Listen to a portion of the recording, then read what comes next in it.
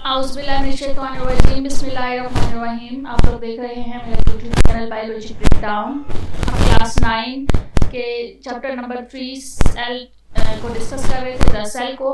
इसका हम जो टॉपिक डिस्कस करेंगे आज वो है nucleus. Cell activities like metabolism, growth and reproduction need to be well regulated. हमारे जितनी भी सेल की एक्टिविटीज़ हैं, जैसे कि अगर सेल के अंदर कोई मेटाबॉलिज्म होनी है या हमारी बॉडी में कोई मेटाबॉलिज्म होनी है, ग्रोथ होनी है या रिप्रोडक्शन होनी है, तो उसको कौन रेगुलेट करता है? उसको न्यूक्लियस रेगुलेट करता है, जो कि सेल में मौजूद होता है। In eukaryotic cells this role is served by the nucleus.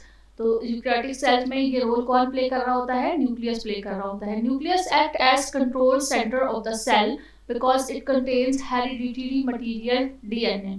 Nucleus जो है वो एज अ कंट्रोल सेंटर होता है सेल का, यानी सेल को जो है वो सेल के जितने भी फंक्शंस हैं उन सबको न्यूक्लियस कंट्रोल कर रहा होता है।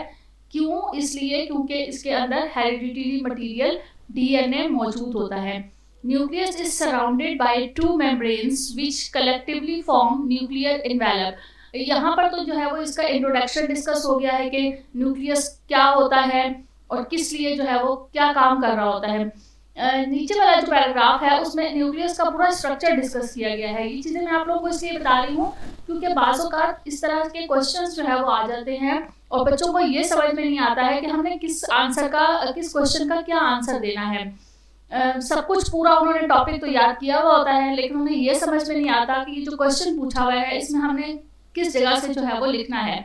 तो यहाँ ये वाला जो पैराग्राफ है इसमें न्यूक्लियस का स्ट्रक्चर डिस्कस किया गया है। Nucleus is surrounded by two membrane which collectively form the nuclear envelope. इसके इर्द गिर्द जो है वो दो मेम्ब्रेन्स मौजूद होती हैं जो कि न्यूक्लियर एनवेलप्स जो है वो बनाती हैं। Nuclear envelope bears nuclear pores at points where both membranes fuse with each other. Nuclear envelope जो होता है उसमें न्यूक्लियर पोर्स छोटे छोटे से होल्स होते हैं जो कि दोनों मेम्ब्रेन्स को फ्यूज करने में हेल्प करते हैं, यानी वो पॉइंट होता है जहाँ पर दोनों मेम्ब्रेन्स जो है वो फ्यूज हो रही होती हैं, मिल रही होती हैं। Through nuclear pore nucleus communicate with cytoplasm. और चूंकि ये एक होल होता है, एक सुराख होता है, तो इस न्यूक्लियर पोर के जरिए से न्यूक्लियस जो है वो साइटोप्लाज्म के साथ राब्ते में रहता है। Some nutrients and proteins enter the nucleus through these pores and ribosomes and messenger RNA leave the nucleus. जिन जिन मटेरियल्स की न्यूक्लियस को ज़रूरत होती है और जिनकी ज़रूरत नहीं होती है वो इन एंड आउट जो है वो इन्हीं न्यूक्लियर पोर के ज़रिए से होते हैं। यानी कुछ न्यूट्रिएंट्स और कुछ प्रोटीन्स वगैरह जो है वो इस न्यूक्लियर पोर के ज़रिए न्यूक्लियस के अंदर एंटर हो जाते हैं, और कुछ ऐसे राइबोसोम्स, मैसेंजर आरएनए वगैरह जो कि अब रिक्वायर्ड नहीं है न्यूक्लियस को, वो न्यूक्लियस से न्यूक्लियर पोर के ज़रिए से बाहर चले जाते हैं। Nucleus contains a fluid called nucleoplasm. अब न्यूक्लियस के अंदर एक फ्लूइड मौजूद होता है जिसे न्यूक्लियोप्लाज्म कहते हैं। जिस तरह से सेल में फ्लूइड मौजूद होता है जिसे साइटोप्लाज्म कहते हैं, इसी तरह से जो फ्लूइड न्यूक्लियस के अंदर मौजूद होता है उसे न्यूक्लियोप्लाज्म कहा जाता है। Nucleolus is a round darkly stained area in the nucleus. Nucleus के अंदर एक खास किस्म का स्ट्रक्चर मौजूद होता है जिसे न्यूक्लियोलस कहते हैं। ये न्यूक्लियोलस जो है वो राउंड होता है और डार्कली स्टेन एरिया होता है, यानी जब हम सेल को स्टेन करते हैं तो उसके अंदर हमें डिफरेंट पार्ट्स जो है वो स्टेन हुए हुए नजर आते हैं। तो जो डार्क कलर का स्टेन हुआ हुआ एरिया होता है वो न्यूक्लियोलस होता है। In the nucleus ribosomes are assembled at this point. Nucleus में राइबोसोम्स जो हैं वो इस पॉइंट के ऊपर असेंबल यानी अरेंज हुए हुए होते हैं। Here ribosomals RNA is formed which combines with proteins to form ribosomes. यहाँ पर ये जो राइबोसोमल आरएनए है ये फॉर्म्ड बनता है और जो है वो कंबाइन होता है प्रोटीन के साथ। It disappears for some times during cell division, और जब सेल डिवीजन का टाइम होता है उस टाइम पर ये डिसअपीयर भी हो सकते हैं। Hereditary material in the nucleus is actually in the form of chromatin. Nucleus के अंदर जो हेरिडिटरी मटीरियल जिसको हमने पहले डिस्कस किया कि डीएनए होता है, वो जो है वो आमतौर पर न्यूक्लियस के अंदर जो है वो क्रोमेटिन की शक्ल में मौजूद होता है। Chromatin consist of DNA fibres, coiled and histones protein.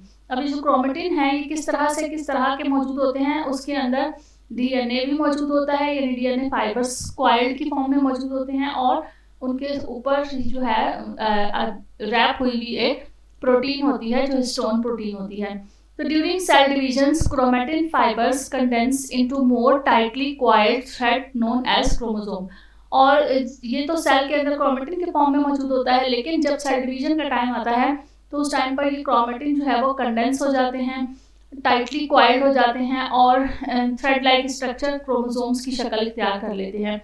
Each species has its on unique chromosomal set different from other species. Her species के अंदर जो क्रोमोसोम का सेट है वो यूनिक होता है। यूनिक से मुराद के डिफरेंट होते हैं। हर स्पीशीज में क्रोमोसोम का सेट, एक ही तरह का क्रोमोसोमल सेट नहीं होते हैं। क्रोमोसोम्स के ऊपर भी मुख्तलिफ जीन्स वगैरह प्रेजेंट होते हैं, तो वो हर स्पीशीज को एक दूसरी स्पीशीज से डिफरेंट करते हैं। तो ये जो सेट ऑफ क्रोमोसोम्स है ये वन स्पीशीज से दूसरी स्पीशीज के लिहाज से ये दोनों आपस में एक दूसरे से मुख्तलिफ होते हैं। ये हमारा structure and function of nucleus था। उम्मीद है आपको ये छोटा सा टॉपिक बहुत अच्छी तरह से समझ में आ गया होगा। इसके क्वेश्चंस भी जो है वो पेपर में ज़रूर पूछे जाते हैं। बाज़ों का स्ट्रक्चर पूछ लिया जाता है, बाज़ों का स्ट्रक्चर एंड फंक्शन पूछ लिया जाता है, या बाज़ों का इसके ऊपर न्यूक्लियस के ऊपर नोट भी आ जाता है। तो इसकी डायग्राम भी बनानी होती है, साथ ही जो है वो इसका स्ट्रक्चर फंक्शन भी जो है वो लिखना होता है, और ये जितने भी इसकी लेबलिंग है डायग्राम की वो भी जो है वो साथ डायग्राम के शो करनी होती है। नेक्स्ट हम लेक्चर के साथ आपसे दोबारा मिलेंगे इसी यूट्यूब चैनल बायोलॉजी ब्रेकडाउन में। Thank you so much. Allah हाफिज़।